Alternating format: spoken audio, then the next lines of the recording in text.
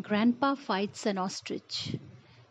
Before my grandfather joined the Indian Railways, he worked for a few years on the Eastern African Railways. And it was during that period he had his now famous encounter with the ostrich.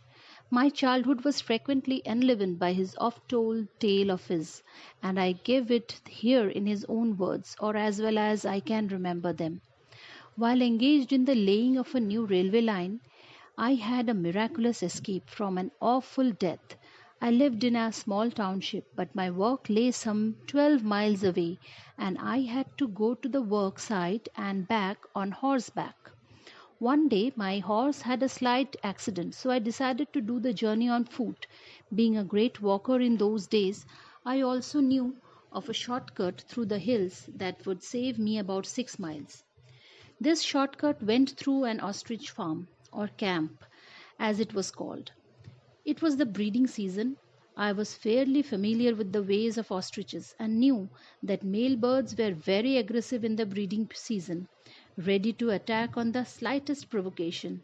But I also knew that my dog would scare away any bird that might try to attack me. Strange though it may seem, even the biggest ostrich, and some of them grow to a height of 9 feet, will run faster than a racehorse at the sight of even a small dog. So I felt quite safe in the company of my dog, a mongrel who had adopted me some 2 months previously. On arrival at the camp, I climbed through the wire fencing and, keeping a good look out, dodged across the open spaces between the thorn bushes. Now and then I caught a glimpse of the birds feeding some distance away. I had gone about half a mile from the fencing when up started a hare. In an instant my dog gave chase. I tried calling him back, even though I knew it was hopeless. Chasing hares was that dog's passion. I don't know whether it was the dog's bark or my own shouting, but I was most anxious to avoid immediately that happened. The ostriches were startled and began darting to and fro. Suddenly, I saw a big male bird emerge from a thicket about 100 yards away. He stood still and stared at me for a few moments. I stared back. Then, expanding his short wings and with his tail erect, he came bounding towards me. As I had nothing, not even a stick with which to defend myself, I turned and ran towards the fence. But it was an unequal race. What were my steps of 2 or 3 feet against the creature's great strides of 16 to 20 feet? There was only one hope, to get behind a large bush and try to elude the bird until help came. A dodging game was my only chance. And so I rushed for the nearest clump of thorn bushes and waited for my pursuer. The great bird wasted no time. He was immediately upon me. Then the strangest encounter took place. I dodged this way and that, taking great care not to get directly in front of the ostrich's deadly kick. Ostriches kick forward and with such terrific force that if you were struck, their huge chisel-like nails would cause you much damage.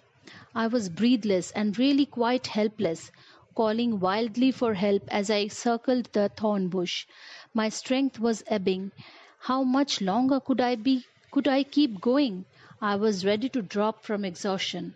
As if aware of my condition, the infuriated bird suddenly doubled back on his course and charged straight at me. With a desperate effort, I managed to step to one side. I don't know how, but I found myself holding on to one of the creature's wings, quite close to his body. It was now the ostrich's turn to be frightened. He began to turn, or rather waltz, moving round and round so quickly that my feet were soon swinging out from the body, almost horizontally. All the while the ostrich kept opening and shutting his beak with loud snaps. Imagine my situation as I clung desperately to the wing of the enraged bird. He was whirling me round and round as though he were a discus thrower and I the discus. My arms soon began to ache with the strain, and the swift and continuous circling was making me dizzy. But I knew that if I relaxed my hold even for a second, a terrible fate awaited me. Round and round we went in a great circle. It seemed as if that spiteful bird would never tire, and I knew I could not hold on much longer. Suddenly the ostrich went into reverse. This unexpected move made me lose my hold and sent me sprawling to the ground. I landed in a heap near the thorn bush, and in an instant, before I even had time to realize what had happened, the big bird was upon me. I thought the end had come. Instinctively, I raised my hands to protect my face, but the ostrich did not strike. I moved my hand from my face, and there stood the creature with one foot raised, ready to deliver a deadly kick. I couldn't move. Was the bird going to play cat and mouse with me and prolong the agony? As I watched, frightened and fascinated, the ostrich turned his head simply to the left. A second later, he jumped back, turned, and made off as fast as he could. Dazed, I wondered what had happened to make him beat so unexpected retreat. I soon found out. To my great joy, I heard the bark of my truant dog, and the next moment he was jumping around me, licking my face and hands. Needless to say, I returned his caresses most affectionately, and I took good care to see that he did not leave my side until we were well clear of that ostrich camp. Grandpa fights an ostrich.